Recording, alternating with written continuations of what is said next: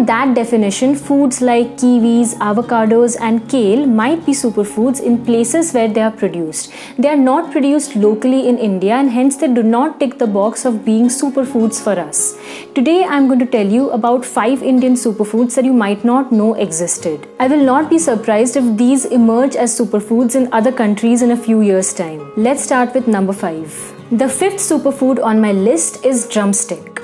Drumstick tree is known to us Indians since a really long time. What we are most familiar with are the long pods of drumstick that are added to curries and sambar and cooked until soft. These drumstick pods and the seeds inside are rich sources of vitamin C and B vitamins. In fact, there is experimental evidence that the seeds retain their vitamins even after cooking. The leaves of drumstick tree, famously known as moringa leaves, are a powerhouse of nutrients. They are cooked like any other leafy vegetable in some parts of South India. Moringa leaves are used in several feeding programs across India to fight malnutrition in children and in adults. In Ayurveda, there is mention of use of moringa leaves, flowers and roots as therapeutics with amazing healing properties. The powder extracted from leaves of moringa are already becoming a rage in the West, and it is time that we Indians bring back home this amazing superfood that is so native to us. The 4th superfood is sabudana or sago pearls.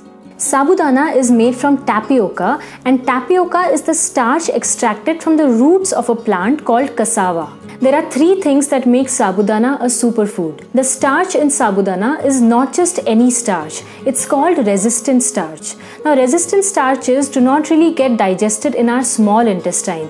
They reach the large intestine where they ferment and act as a food for the microbes in our gut. In other words, the starch in sabudana acts as a prebiotic for our body. Sabudana has zinc, which is an essential element for the good functioning of our immune system, and also it is required for good hair. Sabudana is a high energy food. So if you are someone who feels fatigued or lethargic during the day, you must make sabudana a part of your breakfast or your lunch. This is also probably the reason why sabudana is eaten during Indian fasts. Sabudana can be made into a savory breakfast item like khichdi or into a dessert item like sabudana kheer. The 3rd Indian superfood on my list is yam. Yam is basically a tuber that grows under the soil. Don't confuse yam with sweet potatoes, they are not the same thing. There are 600 different varieties of yam reported across the globe. This in the picture here is native to India, known as elephant's foot yam or jimikant. There is evidence of use of yam in Indian diet since ancient times. If you eat this superfood regularly, you will suffer from less digestive problems. It boosts metabolism in the body and therefore it is great for weight loss. Last but not the least, yams have shown to maintain and promote a good hormonal balance in our body. Yams are quite underrated at the moment, and it's only a matter of time before people wake up to the benefits of this amazing superfood. I would recommend you to include yams in your diet at least once a week. You can boil them, stir fry them, or even roast them. On number 2, we have sattu or roasted gram flour. Sattu has stood the test of time from being called the poor man's protein to now gaining popularity among masses. Sattu has about 20% of protein and it is also a good source of iron and calcium. Sattu has a good amount of fiber and it is recommended for people with digestive problems. It is also a high energy food. There are 2 popular ways of making sattu a part of your diet.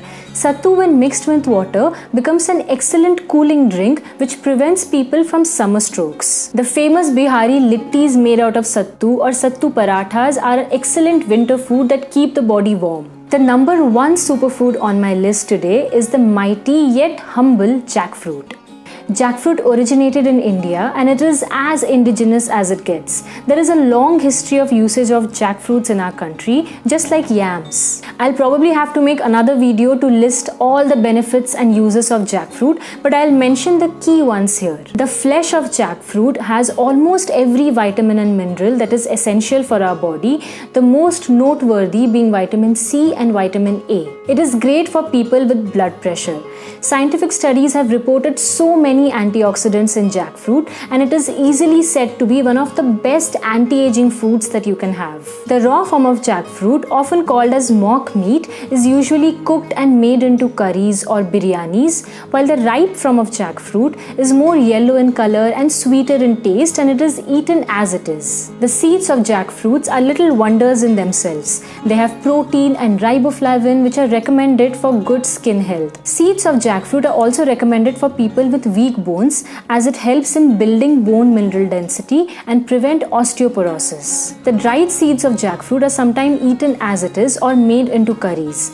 All I can say is definitely make jackfruit a more integral part of your diet. These 5 superfoods are sure to bring you good health, and you should definitely make them a part of your diet more often. I try